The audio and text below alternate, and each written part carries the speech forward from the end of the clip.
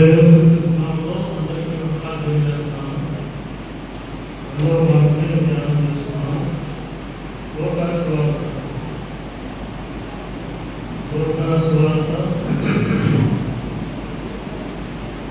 23వ అధ్యాయం.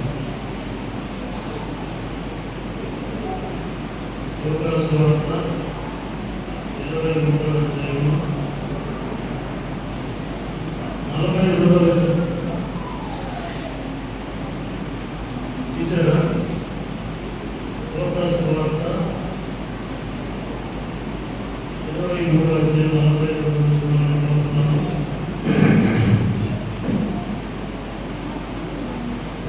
అందుకు ఆయన వానితో, నేను నీవు నాతో కూడా పరదేశంలో ఉండవని నిశ్చయముగా నీతో చెప్తున్నాను. అందుకు ఆయన వానితో, నేను నీవు నాతో కూడా పరదేశంలో ఉండవని నిశ్చయముగా నీతో చెప్తున్నాను.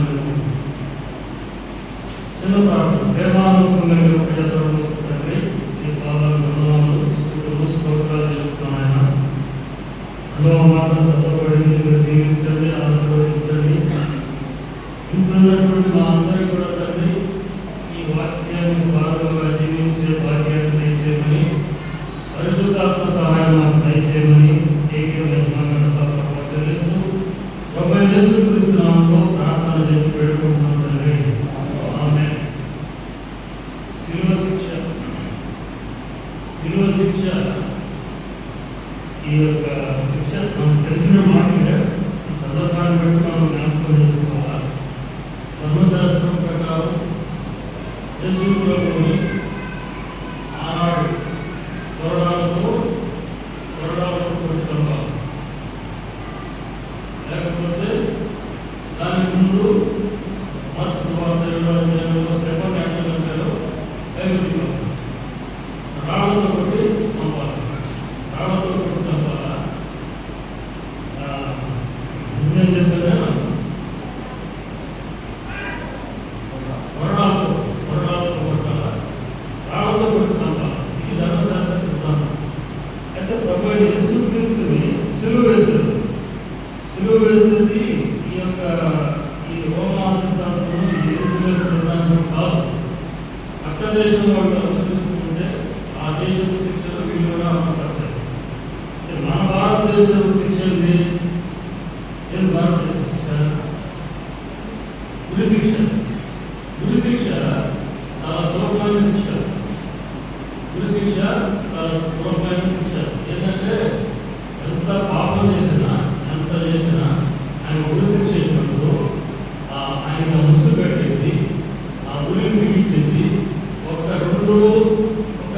సెకండ్లో 3 సెకండ్లో ప్రాణం పోతుంది. ఆ గురి శిక్ష అనేది చాలా సులభమైన శిక్ష, భారతీయ సాంప్రదాయ శిక్ష. అయితే శిలువ శిక్ష అనేటువంటిది చాలా కష్టమైనటువంటి శిక్ష, చాలా కఠోరమైన శిక్ష. ఈ శిక్షని మామూలుగా ఇటు యేసు ప్రభువు మామూలుగా శిక్ష చేయలేదు. రాజు దగ్గరికి రాత్రి తీసుకుని పోయి ఒక కక్షగా నేను చంపాలా అని చెప్పేసి ఇది ఒక కక్షగా ఆయన మాట్లాడిన మాటలు, దూషణ మాటలు, ఆయన కొట్టిన దెబ్బలు కసిగా చెప్పారు. కసిగా యేసు ప్రభువు చెప్పారు. అయితే మనం చదువుకున్నటువంటి మాటల్లో దొంగకి అన్నీ చేసేసారు. శిక్ష కూడా వేసేసారు. కొద్ది నిమిషాలకి, కొన్ని గంటలకి చనిపోతారు. ఆ సమయంలో ఏమంటున్నాడు? రెండో మాటలో మొదటి మాట ఏమంటాడు? మనం ధ్యానం చేసుకున్నాం కదా, తండ్రి మీరేం చేస్తున్నారు, మీరు క్షమించువారు. రెండో మాట యేసు ప్రభు మాట్లాడుతున్నారు. రెండో మాట ఏమంటే అందుకు ఆయన వారితో, నేను నీవు నాతో కూడా పరదేశంలో ఉందని నీకు నిశ్చయముగా చెప్తున్నాను. దొంగకి పరదేశ వాక్యాన్ని ఇచ్చేశాడు. ఎందుకు ఇచ్చాడు అంటే వీళ్ళిద్దరూ దూషించారు యేసు ప్రభువుని. దొంగలిద్దరూ దూషించారు. మార్కు సువార్త 15వ అధ్యాయం 42వ వచనంలోని మార్కు సువార్త 15వ అధ్యాయం 42వ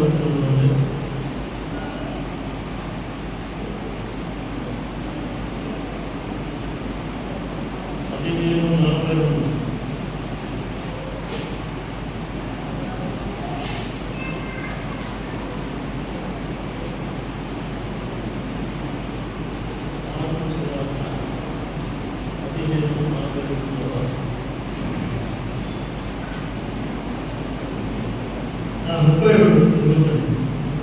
ఇశ్రాయేలు రాజు ఇప్పుడు సిలువ మీద నుండి దిగి రావచ్చును. అప్పుడు మనం చూచి నమ్ముదుమని ఒకరితో ఒకరు చెప్పుకుని ఆయనతో కూడా సిలువ వేయబడిన వారిను ఏమన్నారు? ఆయన నిందించి మొట్టమొదటి ఏం చేసినట్టు ఏమంటున్నాడు? యేసు ప్రభు గురించి ఇశ్రాయేలు రాజు ఇప్పుడు సిలువ మీద నుంచి దిగి రావచ్చును. అప్పుడు మనం చూసి నమ్ముదుమని ఒకరితో ఒకరు చెప్పుకున్నది. ఆయనతో కూడా సిలువ వేయబడిన వారు ఆయనను నిందించి దొంగలు కూడా యేసు ప్రభుని ఆ పక్కన ఒకరిని ఈ పక్కన ఒకరిని ఇద్దరు దొంగల్ని సిలువ వేసినప్పుడు ఈయన సిలువ మీద నుంచి దిగి రావచ్చు కదా, దిగి వచ్చి మనం రక్షించవచ్చు కదా అంటారు. అప్పుడు అదే ఉన్నాడు, వాడు కూడా దూషిస్తున్నారు. ఇప్పుడు వేలాడదీయబడిన నేరస్తులు లోకస్వార్త 22:39లో వేలాడదీయబడిన ఆ నేరస్తులలో ఒకడు ఆయనను దూషించుచు, నీవు క్రీస్తువు గాక, నిన్ను నీవు రక్షించుకును, మమ్మల్ని కూడా రక్షించుమని చెప్పాను. మమ్మల్ని కూడా రక్షించున్నాను. అక్కడేం చేశారు? ఇద్దరు దూషించారు. మార్క్సువార్తలో ఇద్దరు దూషించారు. లోకస్వార్తలో వచ్చేటప్పటికి మొదటి మాటను విన్నాడు దొంగ. మొదటి మాట ఏంటి? తండ్రి మీరేం చేస్తున్నారు, మీరు క్షమించున్నాను. మొట్టమొదటి నుంచి జరిగేదంతా చూస్తూ వచ్చాడు. ఆయన్ని కొరడాలతో పట్టడం, సిలువ పైన ఆ మేకులు నాటడం, తలపైన మొట్ట కిరీటం పెట్టడం, ఆయన పైన ఉమ్మి వేయడం అన్నీ చూస్తూ వచ్చాడు. ఈ రెండవ దొంగ. మొదటి దొంగ ఏమంటాడు? ఆయన్ని దూషిస్తూ ఉన్నాడు. ఇద్దరు దొంగలు మొదటి దూషించారు, కానీ ఆ రెండవ దొంగ మారు మనసు పొందాడు. ఎప్పుడు మారు మనసు పొందాడు? యేసు ప్రభువుని ఇన్ని శ్రమలు పెడుతున్నా, ఇంత శిక్షిస్తున్నా, ఇంత పడుతున్నా, కడుతున్నా, ఉమ్మి వేస్తున్నా, ఈయన నోరు మెదపలేదు. నోరు మెదపకపోను అనకూడదు. అబ్బో నోరు మెదపకపోను వాటిని కొట్టేవాడిని, కుట్టేవాడిని, ఉమ్మి వేసేవాడిని క్షమించమన్నాడు. అప్పుడు చూశాడు ఆయన. అప్పుడు ఆ రెండవ చూసి వాడిని గద్దిస్తున్నాడు. 40వ చూడండి. వాడిని అయితే రెండవ వాడు వాడిని గద్దించి, నీవు అదే శిక్షలో ఉన్నావు కనుక దేవునికి భయపడవా? మనకైతే ఇది న్యాయమే, మనం చేసిన వాటికి తగిన ఫలం పొందుతున్నాము, కానీ ఈయనలో ఏ తప్పిదము లేదని చెప్పి ఆయనను చూచి ఏమన్నాడు? యేసు, నీవు నీ రాజ్యంలో వచ్చినప్పుడు జ్ఞాపకం చేసుకో. మొట్టమొదటి దూషించారు. అయితే రెండో మాట పలికిన తర్వాత యేసు ప్రభువు దేవుడిని తెలుసుకున్నాడు. అక్కడ యేసు అని సంబోధిస్తున్నాడు. ఏమని సంబోధిస్తున్నాడు? యేసు అని సంబోధిస్తున్నాడు. యేసు అంటే రక్షకుడు అని చెప్పాడు. రెండో మాటలో నీ రాజ్యంలోకి వచ్చినప్పుడు నన్ను జ్ఞాపకం చేసుకోవాలన్నాడు. యేసు ప్రభువు మరణిస్తాడని తెలుసానికి, ఈ విధంగా మరణిస్తాడని తెలుసు, పునరుద్ధానుడుగా లేస్తాడని తెలుసు, తెలుసు అన్నమాట. దొంగతి తెలిసి కూడా ఏమంటున్నాడు? తెలిసి ఏం చేస్తున్నాడు? ఈయన రేపు రాజ్యం చేయబోతున్నాడు, ఈయన రేపు రాజుగా రాబోతున్నాడు, ఈయన రెండవ రాజ్యముగా పరిపాలించబోతున్నాడని తెలుసుకొని ఆయన ఒక మాట వేసి చూద్దామని అన్నట్టుగా వేసాడా దొంగ? రేపు నీ రాజ్యంలో నన్ను జ్ఞాపకం చేసుకొని ఒక మాట ఏమైనా వేసాడా? ఊరికే ఒక మాట వేసేస్తాంలే అన్నట్టుగా వేసాడా? కాకుండా యేసు ప్రభు ఆ మాట అంటానే, రేపు నీ రాజ్యంలో నన్ను జ్ఞాపకం చేసుకో అంటానే, ఆ సిలువలో దొంగ యొక్క హృదయాన్ని చూశాడు. ఆయన యొక్క హృదయంలో ఉన్నటువంటి తలంపుని చూశాడు, ఆయన పశ్చాత్తాపాన్ని చూశాడు, ఆయన మారు మనసును చూశాడు. దొంగ రేపు నీ రాజ్యంలో నన్ను జ్ఞాపకం చేసుకో అంటానే ఆయన వాగ్దానం ఇవ్వాలి. ఆ దొంగ యొక్క మారు మనసును చూశాడు, దొంగ యొక్క పశ్చాత్తాపాన్ని చూశాడు. తన పాపాలు ఒప్పుకున్నాడు. ఎట్లా ఒప్పుకున్నాడు? 39లో 40 వచనంలో, మనకైతే ఇది న్యాయమే, మనం చేసిన తప్పులు మనం చేసిన దొంగతనానికి రకరకాలైనటువంటి వాటికి మనం చేసిన వాటికి తగిన ఫలము పొందుతున్నాము, మనకైతే ఇది న్యాయమే అంటున్నాడు. మనకైతే ఇది న్యాయమే అంటున్నాడు. అతని నిర్దోషత్వాన్ని చూశాడు ప్రభు, అతని పశ్చాత్తాపాన్ని చూశాడు ప్రభు, అతని మారు మనసును చూశాడు ప్రభు. అక్కడైతే ఇద్దరు దూషించాడు, ఎక్కడైతే ఒకటి దూషించాడు, దూషించిన వెంటనే వాడిని గర్తిస్తున్నాడు. మనం చేసిన దానికి తగిన ఫలితం మనం పొందుకుంటున్నాం. కానీ ఆయన ఏ తప్పిదం లేదు, ఆయన నిర్దోషి, ఆయన నిష్కల్మషుడు, ఆయన ఏ పాపం చేయలేదని తెలుసుకున్నాడు దొంగ. తెలుసుకున్న తర్వాత అప్పుడు ఆయన పరదేశ వాగ్దానం ఇచ్చాడు. అందుకు నేడు ఆయన, నీవు నాతో కూడా పరదేశంలో ఉందువు. అయితే దొంగ అనుకుంటున్నాడు ఈ రాజ్యం ఎప్పుడో వస్తుందని అనుకున్నాడు. కాదు, ఇక్కడ ఆయన వాగ్దానం ఏమని ఇచ్చాడంటే, నీవు నాతో కూడా, నేడే నీవు నాతో కూడా ఉంటావు. కాబట్టి ఈ మాట సారాంశం అయిపోయింది. నేడే నీవు నాతో కూడా ఉంటావు. తన దొంగతనాన్ని ఒప్పుకున్నాడు దొంగ, తన పాపాన్ని ఒప్పుకున్నాడు. ఆయన పశ్చాత్తాపాన్ని ప్రభు చూశాడు. ఆయన ఒక మాట అంటానే ఆయన పరదేశ వాగ్దానం ఇవ్వాల. ఆ దొంగ హృదయాన్ని పరిశీలన చేశాడు యేసు ప్రభు. సమస్తం ఎరిగినటువంటి వాడు దేవుడు. యేసు ప్రభు ఎలాంటి వాడు? సమస్తం ఎరిగినటువంటి దేవుడు. కాబట్టి జ్ఞాపకం చేసుకోవడం కాదు, నేడే నువ్వు నాతో కూడా ఉంటావు అని చెప్పేసి వాగ్దానం ఇచ్చాడు. కాబట్టి ఇక్కడ కూర్చున్న మనం ఏం చేయాలంటే రేపు ఏమి సంభవించడో మీకు తెలియదు. యాకోబు రాసిన పత్రికలో 4:14 వచనంలో రేపు ఏమి సంభవిస్తుందో తెలియదు. అయితే ఇక్కడ దొంగ ఆ దొంగలాగే దూషించి ఇద్దరు దూషించారు, అట్లాగే ఉండిపోయింటే ఇద్దరు కూడా దూషించుంటే ఇద్దరు పాపడానికి ఇద్దరు నరకానికి వెళ్ళిపోతారు. కానీ ఆయన మారు మనసు పొందాడు, పశ్చాత్తాపం పొందాడు, తన పాపాలు ఒప్పుకున్నాడు. పాపాలు ఒప్పుకోవడం అంటే మనకైతే ఇది న్యాయమే, మనకైతే ఇది న్యాయమే, మనం చేసిన దానికి తగిన ఫలితం పొందుతున్నాము, ఆయన ఏ తప్పిదం లేదు. కాబట్టి మనం ఇక్కడ కూర్చున్న మనము ఈ దొంగ ఎన్ని ప్రసంగాలు విన్నాడు? ఈ దొంగ ఎన్ని ప్రసంగాలు విన్నాడు? సులువు వేసింది ఎన్ని గంటలకి?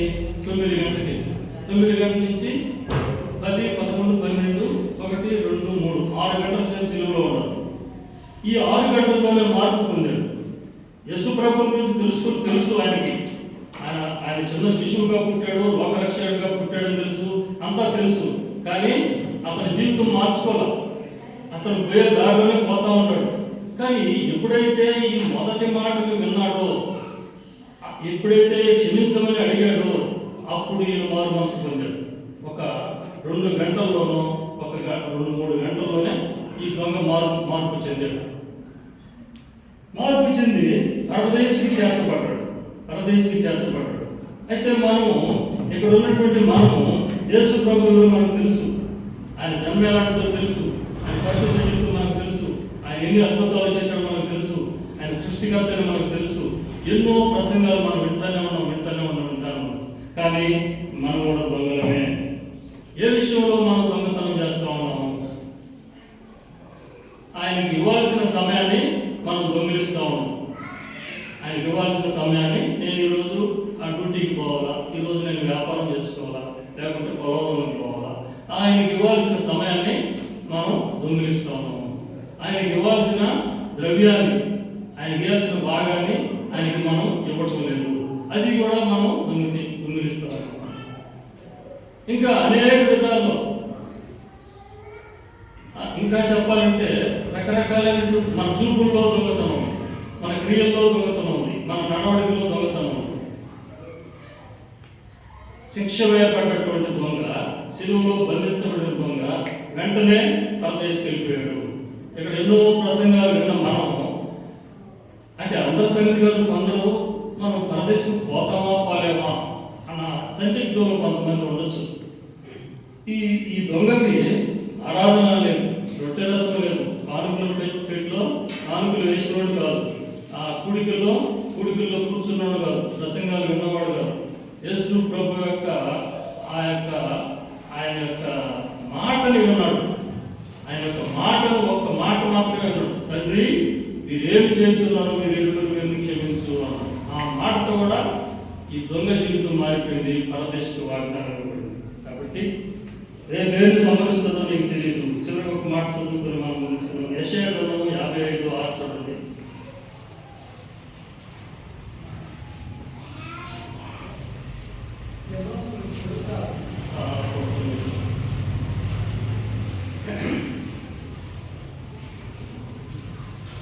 యెషయా గ్రంథం 55:6.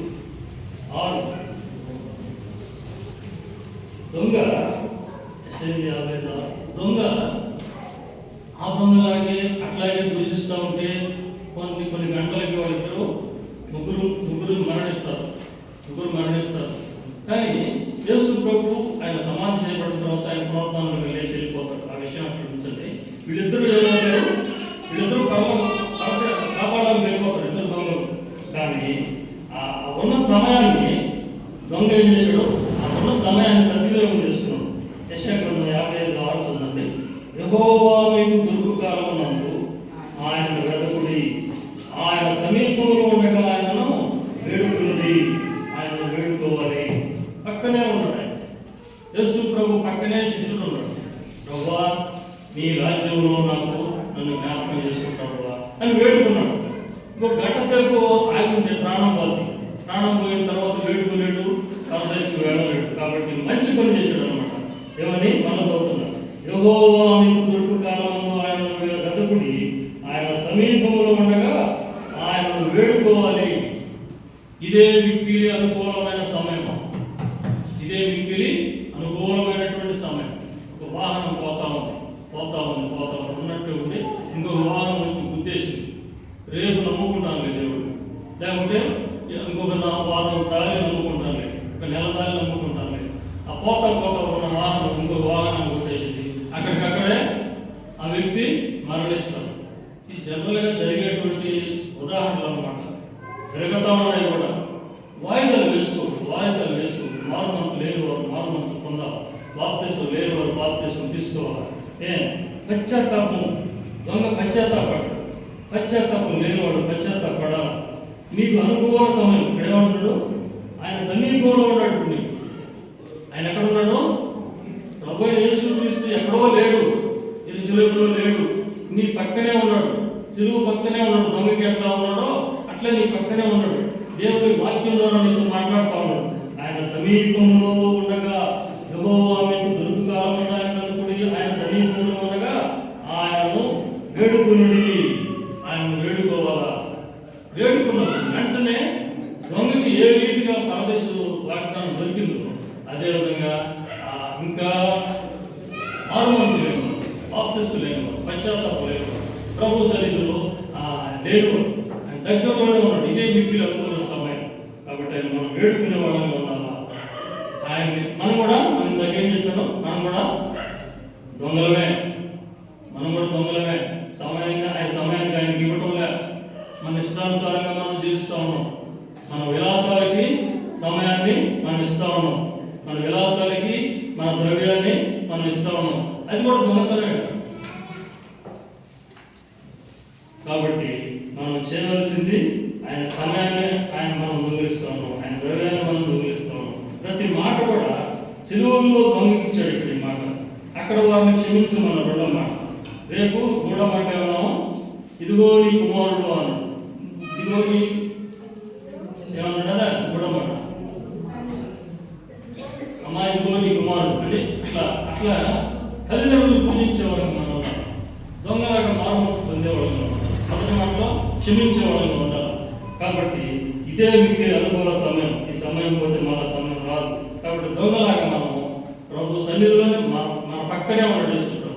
మనం ఆయన వేడుకునే వారిని ఉండాలని ప్రభు పేరుట మనం చేసిన దేవుడు తన పరిశుద్ధ వాక్యాన్ని దీవించునుగా.